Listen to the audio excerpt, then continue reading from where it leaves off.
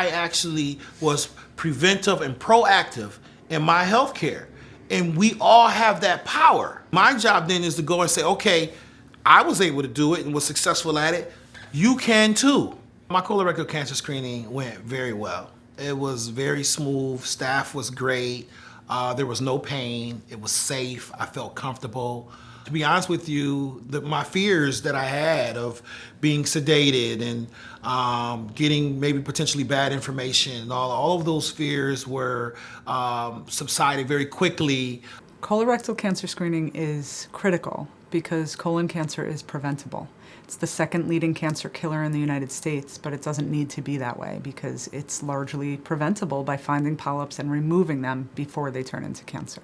They found 3 small polyps, and they actually tell you the size of them. Mine were very small, and they said that they were benign. For now, his plan would be to come back in 10 years. He got the best possible answer he could get. He's on the 10-year plan, unless he has a change in his family history, and then he knows he needs to reach out to me and we may need to change the plan.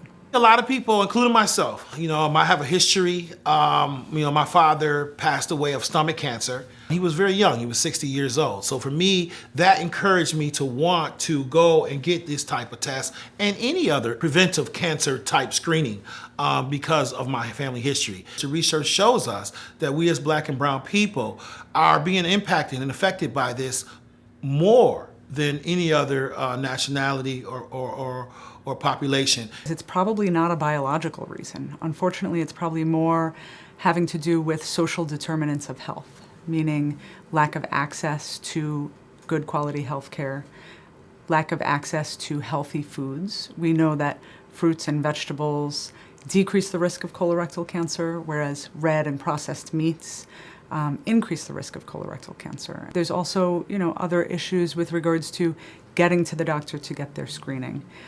There are plenty of issues regarding trust of the healthcare community, which, unfortunately, given the history of testing and research in African American communities, that's a real problem that we are trying hard to overcome. Doctors are there to help us. Medicine is there to help us. We have to get rid of these stigmas and our fears from the lack of trust that we have in these systems, and we have to do what's best for not only ourselves and our health, but for our families. We've never had this conversation, but now I'm having this conversation in my barbershop, in my business, ventures in city council, with my colleagues, with my church, with family members. I'm having these conversations. Find a primary care doctor if you can, talk to them about this, open the conversation, and follow through on it. Because you have to get screened. There's no reason people need to be dying of a preventable cancer.